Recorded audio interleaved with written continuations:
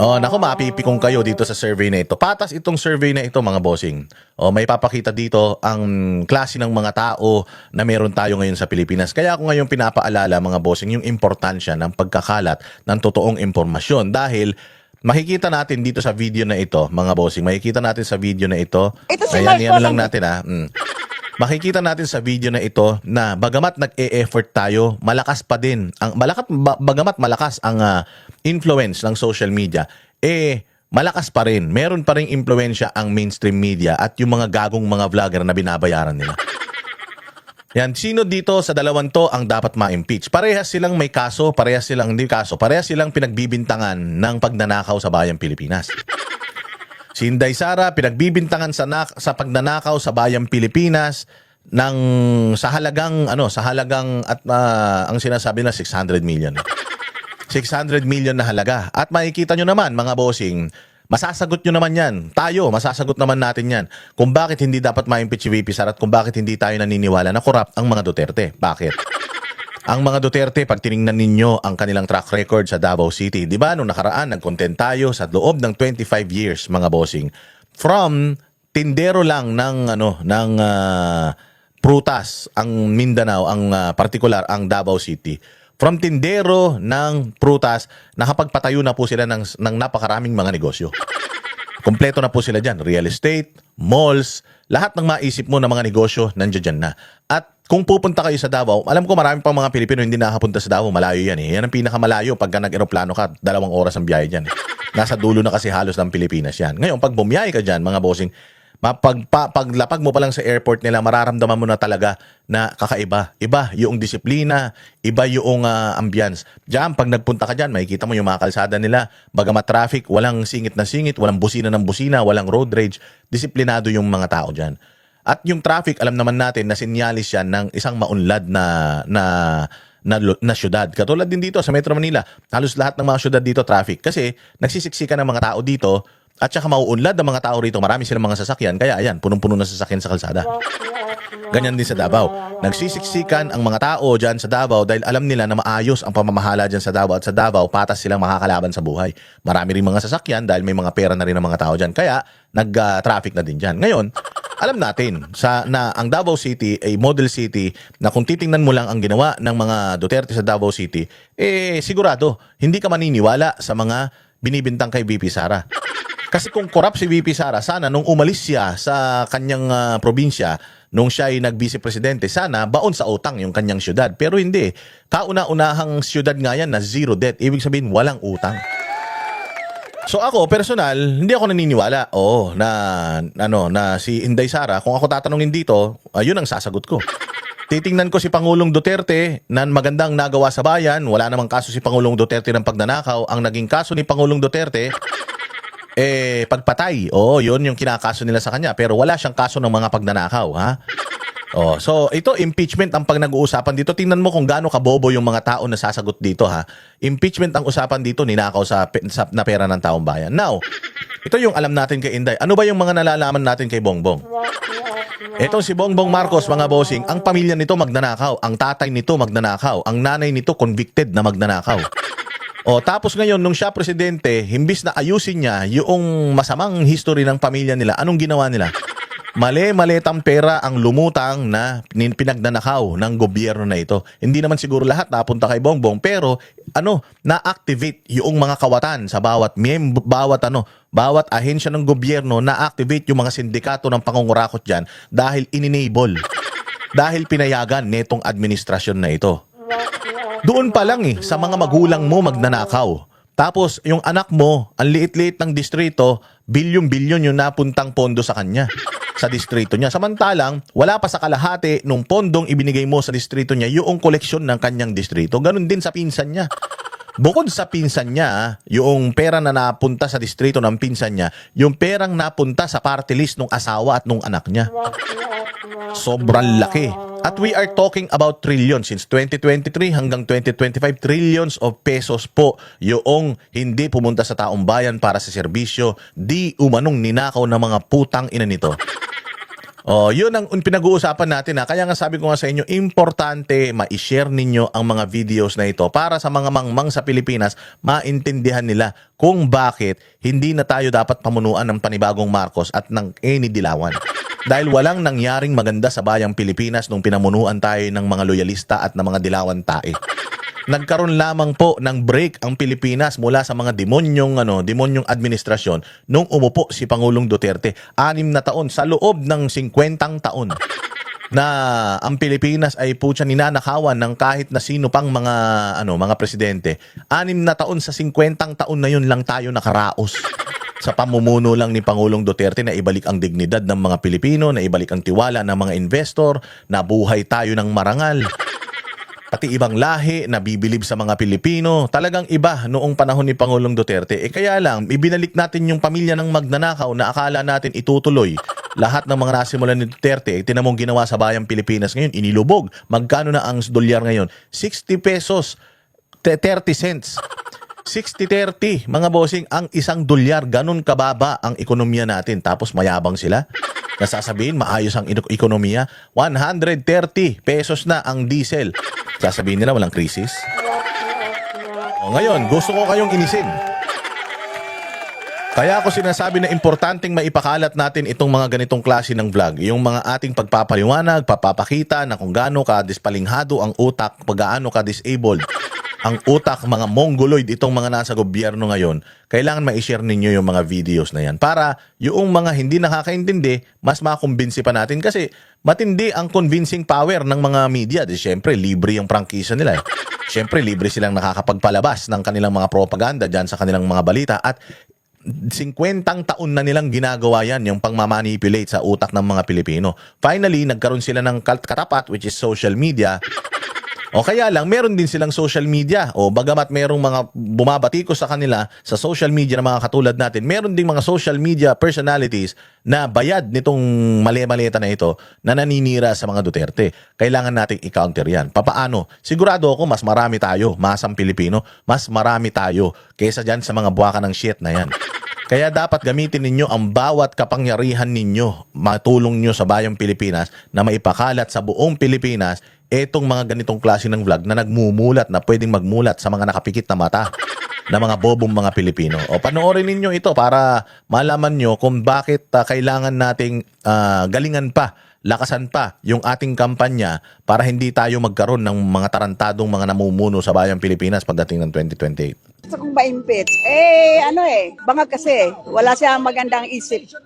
Para sa akin si BBM. Para sa akin, si Sara. O yan itong babae na to. Bakit si Sara? Bakit Bakit? Tingnan mo. Bakit naman Maraming daw? hindi na aproba na ikukulong sa mga tinatawag na pagnanakaw sa Marami gobyerno. yung pinatay, yung mga... O, di ba? O, bobo tong putang inang babae na ito.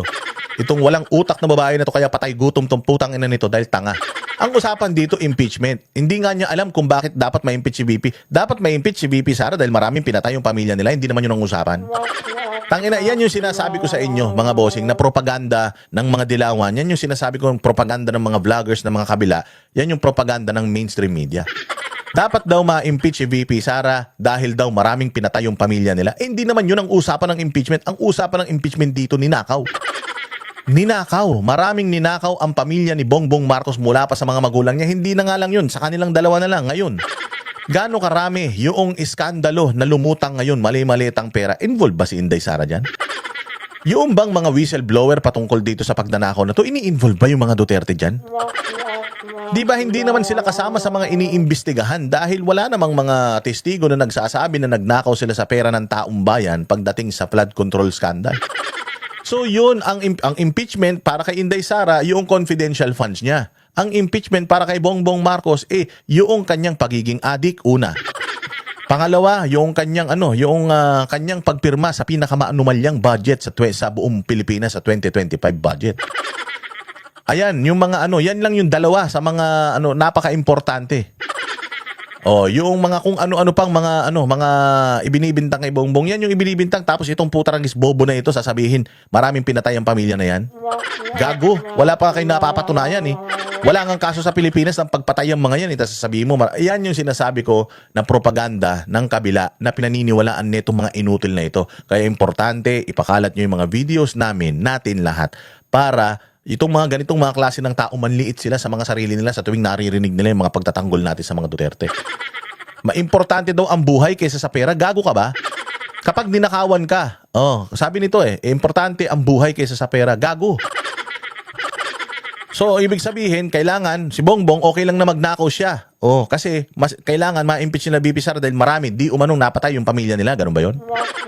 Ang napatay ng mga pamilya nila, sabihin na natin, totoo yung sinasabi mo, maraming napatay yung pamilya nila. Sino ba yung mga namatay nung puro kriminal naman? Siguro addict to, kaya yung anak nito. Sabi naman nung isa, ang ganda nung debate nila dito maraming napatay yung pamilya na yan. Importante ang buhay. Mas importante ang buhay kaysa sa pera. Pag ninakaw po yung pera, mas importante yun. Kasi pag ninakaw yung pera, maraming magugutom ng mga Pilipino at maraming mamamatay. Kapag ninakaw yung mga pera, lalong-lalo na sa flood control, maraming mamamatay sa malulunod ng mga Pilipino.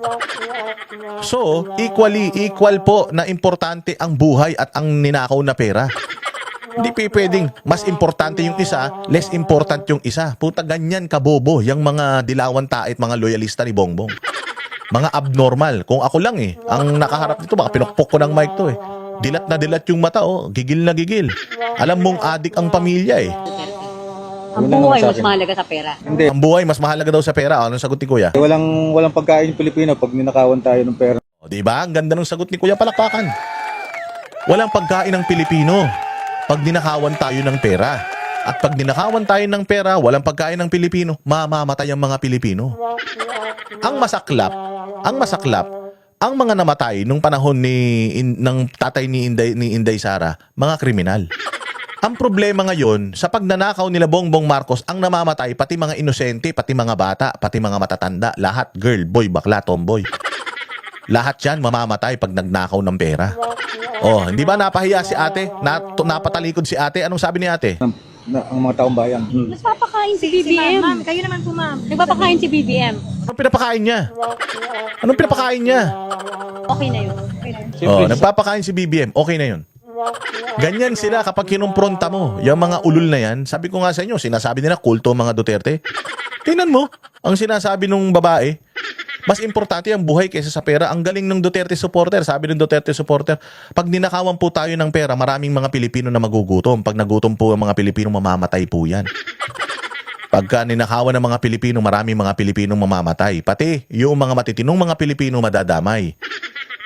Yung sa kontra illegal na droga, ang apektado po dyan, yung mga masasamang loob. So kung mamatay yung mga masasamang loob, dapat lang sa kanila yun kasi masasamang loob nga sila Ang mahirap dito, anak mo, inosente, dahil wala ka nang maipakain, mamamatay sa gutom dahil ninanakaw ng mga taga-gobyerno, mas okay sa yun. Tas ang sabi naman nung aling babae, hindi, maraming pinapakain si Bongbong. Sino?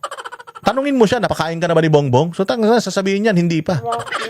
Anong pinapakain ni Bongbong? Ang tagal ko na dito, wala pang pinakain sa akin si Bongbong. Ano yung tonetoniladang pansit? Di ba, basta lang may masabi sila. Wala silang masabi na mga ginagawa ng mga Marcos, puros kasinungalingan. Maraming pinapakain si Marcos. Oo, marami siyang pinapakain mga kriminal sa Pilipinas. Marami siyang pinapakain ng mga magdanakaw, ng mga congressman, mga senador, mga sekretary, ng mga pinayaman niya. Sasagutin ko talagang ganyan yan Tapos biglang sinabi niya, ay basta. Di ba? So yan yung mga tao na kailangan natin makumbinsi. Kailangan maidikdik natin sa mga kukotin nila kung gaano sila mga katanga. Eto si Kuya, binoto rin niya si Inday Sara. Bakit? Sara? Walang ginawa yan, kundi maglakwatsa lang yung... Di ba? Anong saan niya? Wala namang ginawa yan kundi maglakwatsa. Imagine. Binoto niya si Inday dahil daw walang nagawa kundi maglakwatsa. Ang usapan dito, impeachment Ano ba yung grounds for impeachment netong dalawa na to? Pero sige na lang, palawakin na lang natin. Sinong gusto mo sa dalawa na ito? Dapat ganun Kasi hindi rin naiintindihan ng mga tao kung bakit dapat ma-impeach yung isa sa mga ito Ganyan kabopol. Kaya nga sabi ko, importante talagang kumalat itong mga mga educational na natin pag lalabas natin ng mga nangyayari sa bayang Pilipinas. Dapat daw ma-impeach si Sara dahil pasyal lang ng pasyal. Di ba? Yan yung mga nila, yan yung mga naririnig nila sa social media, yung mga naririnig nila sa balita na kailangan nating i-counter. Ang sa ko po, si Sara po. BBM. Sabi niya, 20 ang isang kilong bigas. Isang butil pala, 20. Di ba? Specific. Ano yung mga ipinangako ni Bongbong Marcos? Sige, ano pa? Tanggalin. BBM po. Ang daming kalukuhan ginagawa nito. Kuha ko ayun, yun ang tanggal niya, magnanakaw yan eh. For me, both. Diba? Magnanakaw doon si Inday. Kasi yan yung sinasabi nila, lustay, Inday, lustay. O imaginein mo, Metro Manila ito Inday lustay, magnanakaw. So dapat daw ma-impeach si Inday Sara. So ibig sabihin, even though nag-e-effort tayo, kulang pa. Kailangan pa natin ng mas matinding effort para yung utak ng mga Pilipino na baluktot, maituwid pa natin. Okay man lang to. Ito nga yung gusto ko sa survey na to kasi patas Bakit po ba? Wala naman silang may tulong parehas eh. Lalo na to. Ay, gusto ko matanggal ito. Maigi nga, hindi pa niya ito minamarshal. Pag minamarshal, sasako ako lang sa kanya, sasako ko yung congressman senador, para wala na yung mga kurakot yan BBM. Bakit si BBM, sir? Massive corruption eh. Siyempre BBM. Bakit po madam? Panay salita, wala namang katotohanan lagi. Nagigets ninyo, yung mga galit kay BBM. Yung mga galit kay BBM, yung mga sinasabi nila, talagang nararamdaman natin. Massive corruption, 20 pesos na kilo ng bigas, walang ginagawa, puro kasinungalingan. Hindi ba yan din yung hinaharp natin dito? Oh. Pero kay Inday Sara, kita mo, magnanakaw daw si Inday Sara, wala naman silang ebidensya. Mas malaki naman yung ninakaw ni Bongbong Marcos, ba't nila iisipin na magnanakaw si Inday Sara? Ang Davao City, ang ganda-ganda, wala ngang utang ang Davao City nung iniwanan niya. Anong nanakawin naman ni Inday Sara? Wala mang budget yung kanyang opisina. Wala ngang 1 bilyon yung budget ng kanyang opisina. Enough lang yung budget ng kanyang opisina para sa mga araw-araw na gawain ng Office of the Vice President. Pampasweldo lang, pambayad ng mga opisina, pambigay tulong sa mga na mga bahagya. O, di ba? Buti sana ko ang budget ni Inday Sara, bilyon-bilyon katulad ng budget ni Bongbong. Pero para sa kanila, magnanakaw pa rin si Inday Sara. Bakit? Kasi yan nga yung naririnig nila at malakas pa din yan. Kailangan nating i-counter yan. Yung sabihin niya may nagawa siya, wala naman talaga. Inaantay nga, inaabangan wala. Si Sarah po. Bakit Sarah po? Kasi marami siyang mga hindi pa nasasagot na mga question about kung saan yung reason ng impeachment. Pareho. Si Marcos. O, di ba? Marami daw hindi nasasagot si Inday kasi yan yung pinapakalat ng mainstream media. Marami hindi nasasagot si Inday. Nasagot naman na ni Inday lahat yan. Lahat ng mga paratang nila kay Inday actually nasagot niya na. Kahit sa mga interview niya, nasagot na rin niya yan. Pero narinig ba nila yung sagot ni Inday? Hindi. Kasi nga, ang pinalalabas ng mainstream media, hindi niya sinasagot. So, yun yung paniniwalaan ng mga tao. Kaya nga, kailangan pa nating ipakalat itong mga ganitong klase ng mga vlog. Daming evidence naman. Siya. Si BBM, bakit hindi? Hindi, basta lang, yun lang. Parehas. Parehas lang naman nila hindi ginagawa yung tungkulin nila sa gobyerno. Alam mo, maintindihan ko pa yung sabihin na parehas Parehas sila. O bakit? Kasi, wala, mahirap ang Pilipinas. Away pa sila ng away dalawa. Unity sila. Niloko nila taong bayan. Parehas sila naman ang loko sa taong bayan Ng unity, ayusin nila ba yung Pilipinas, tapos pagdating sa dulo. Sa bagay, kasalanan naman ni Bongbong kung bakit nagkahiwalay silang dalawa at kung bakit hindi nag-work yung relationship nila. Pero kung dalawa sila, mas okay pa yun kaysa dun sa isa lang. Halimbawa, si Inday lang o si si Inday lang, 'di ba? Okay pa sa akin yung dalawa Kasi totoo naman, tandem yan sila Naghihirap ang bayang Pilipinas, 1 and 2 sila, wala sila parehas nagagawa para maayos ang bayang Pilipinas. Pwedeng ganun. Pero si Inday Sara, malabo. Matatanggap ko na dalawa sila yung desisyon kaysa isa lang. Kasi pag isa lang, halimbawa si Inday lang tinuro, ibig sabihin nun, maling impormasyon yung nakakarating sa kanila.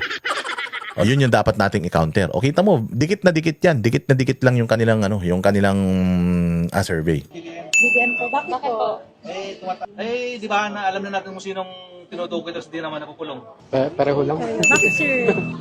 Si PBBM. Kasi parang hindi namin naramdaman. Lalong naghihirap yung mga taong bayan. Si Marcos. Bakit po si Marcos? Siyempre, hirap ng buhay ng tao. Ito po, kasi di ba, alam naman nating lahat yung ginawa nila. Corruption kasi ang dapat malutas dito sa Pilipinas. Ito! Sino ba ang gusto mo tanggal? Ako ito! Ako ito! Ay, di pa rin sila tanggal. Si Marcos. Si Marcos, bakit po si Marcos ang dapat makakasama? Wala naman nagawa sa Pilipinas. Binuto ko yan. Si BBM, bakit, sir? Ito, ito po. Hindi siya karapat-dapat sa natin, bansa. BBM. Sayang nga yung boto ko sa kanya Kasi marami akong mga nababalitaan sa kanya. Ay, ito si Marcos. Kasi sabi na yung pangako niya na yung bigas daw na 20 pesos, hindi naman niya natupad. Bot. Ayan, di ba? Maintindihan ko pa yung both maintindihan ko yun. Kasi kung halimbawa ako, non-biased ako na tao, focus lang ako sa ginagawa ko sa araw-araw, din ako. Magbo-vote din ako. Kasi parehas man silang taga-gobyerno and walang nagagawa yung gobyerno sa bayang Pilipinas. So either yung isa sa kanila nagtatrabaho, yung isa hindi, parehas silang nasa isang bangka lang at dinadala nila yung bayang Pilipinas sa hindi maganda, o pareha sila. O, di ba? Mas okay sa akin yun kesa si Inday Sara lang. Yung sa impeach po. Tingin niyo ma'am sa dalawa po, Ito. sino gusto niyong tanggalin? Yan, BBM. Para sa akin, si Sara. Dapat takal si Si... Ako may pangutanan nito eh. Sara. Para sa akin po, si BBM. Sino po yung dapat Matanggal. Si BBM. Siyempre, kurakot din. Bakit? Ito syempre. Bakit po? Eh, di ba maraming ano ito? Gusto ko ito, ma-impeach. Pareho. Though may ginagawa naman yung isa, very consistent. However, the qualifications, hindi. Itong isa walang ginagawa. Sir Ito. muna. Sige. Sir, Bongbong. ikaw muna. Tingnan mo naman yung budget natin ngayon. Yung kapatid niya, yung pinsan niya, bakit hindi ma-impeach? Diba si Romaldes? Tapos yung gasolina natin ngayon, napakamahal. Oo, tricycle driver rin ako. Pero yung gasolina natin, like pa yung pandemic. Tapos tricycle kami driver, yung pamasahe natin, hindi tumataas. Ganun pa rin. Tapos yung gasolina, taas. Dapat ampere. Pag tinaas yung gasolina, tataasan mo rin yung pamasahe. Dagdagan mo na piso, 2 piso. Paano mabuhay yung tricycle driver? Gasolina namin 700, kikita ka ng 400. Paikot-ikot ka. Kaya minsan pag ano, tutulak na magpalusog. Hindi kay one-sided lang. Nagtaas ka, tapos yung nasa baba, hindi mo tinasan. Paano mabubuhay? Kaya ang tao, puro galit sa kanya. Ano, may kakatuwa mo. Puro na, tulad sa inyo, kumakain rin kayo. Kami kumakain rin kami.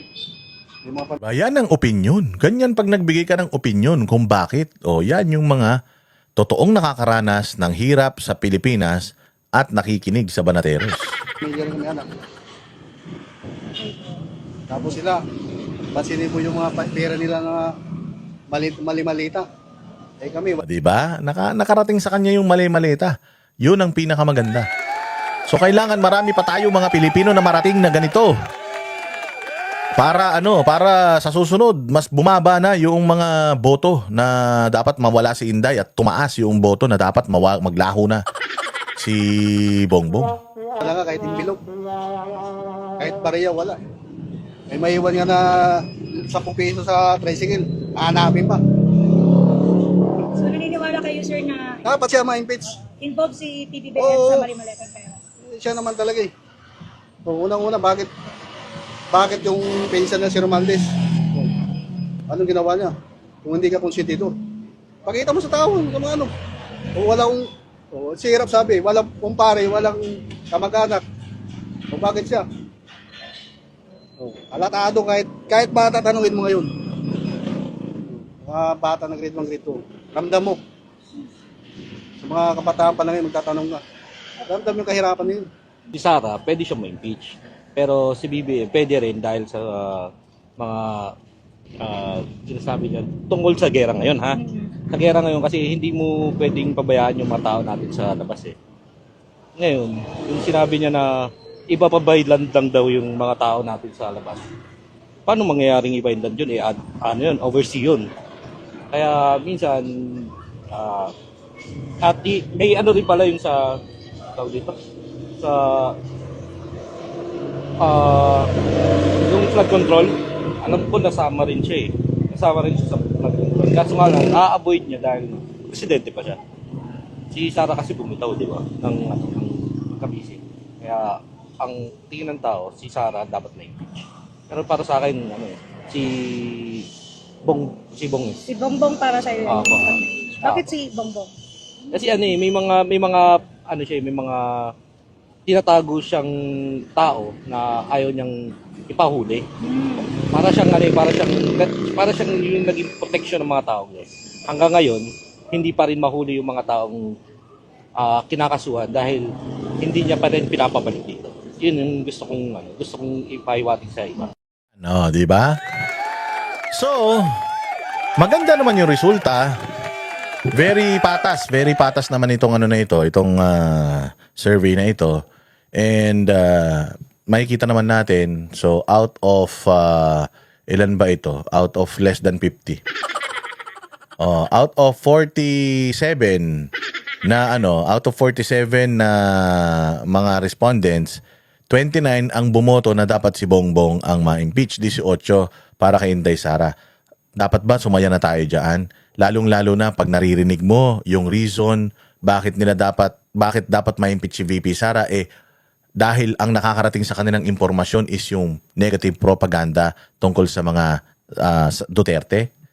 'Di ba? Dapat ang makita natin sa mga susunod na survey bumaba na itong mga gustong ma-impeach si Inday Sara, tapos tumaas itong mga gustong ma-impeach si Bongbong. Mas tumaas pa, mataas na pero mas tumaas pa. Dito sa survey na ito makikita mo na talagang majority ng mga Pilipino alam na yung mga ginagawang katarantaduhan, kademonyohan, kahayupan ni Bongbong. Pero marami pa rin mga Pilipino ang maling mga impormasyon yung nakakarating sa kanila. Kaya ganito pa yung numero ni Inday Sara. Sa susunod, we hope na mas marami pa tayong ma-reach, mas marami pang makapakinig sa atin sa tulong ninyo, mga subscribers, followers. Marami pa tayong ma-convince para maipaliwanag natin sa kanila na between these two, ang pinaka dapat na maging leader ng bayang Pilipinas, between these two itong si Inday Sara. Why? Kung ano man yung mga resibo na nagawa niya diyan sa Davao City, enough na na patunay na yun na itong mga Duterte makakabuti sa bayang Pilipinas, at itong mga Marcos, history tells us na itong mga Marcos, mga demonyo at magnanakaw lang talaga. So, nanalo tayo dito sa na to. Maganda yung numero, pero mataas pa rin yung mga mangmang, mataas pa rin yung mga hindi nakakaintindi. Kaya kailangan tulungan nyo kami, mga banateros at lahat ng mga vloggers na mga align sa mga Duterte o mga pinagtatanggol ng mga Duterte na walang mga bayad dyan Kailangan, mga bossing, tulungan nyo kami na maipakalat ang lahat ng ito para mas maintindihan pa ng tao, dahil nakasalalay sa majority ng mga Pilipino yung future ng bayan natin. Because kung kung magpapatay-patay tayo, o kahit anong sigaw natin dito, kung hindi natin makukumbinsi yung mga hindi pa kumbinsido, mahihirapan tayo. Bakit? Ang daming pera ninakaw nila. Sa dami ng pera na ninakaw nila, gagamitin nila yan para bumili ng boto. Tapos puro ayudahan pa ginagawa ng gobyerno ngayon. Pag nag-ayuda, isipin talaga ng tao na inaayuda. Alam mo, gusto ng gobyerno ngayon na may krisis na kinakaharap ang Pilipinas. Kasi pag may krisis, anong unang-unang pumapasok sa isip nila? Ayuda. Bigyan natin ng ayuda. Yun ang unang-unang papasok sa isip nila. Pag nagbigay ka ng ayuda, ibig sabihin, parang nabibili mo na yung boto ng tao na yan. Malapit na botohan. Ilang taon na lang. Syempre, nabigyan ako 5,000 ayuda. Ay, mahal ako ni ganito. Kasi siya nagbigay sa akin ito So, dapat iboto ko siya. Dapat maintindihan ng mga tao na yung pera na yan, pera nila yan, at mas malaki yung ninakaw nung nagbigay sa kanila ng pera.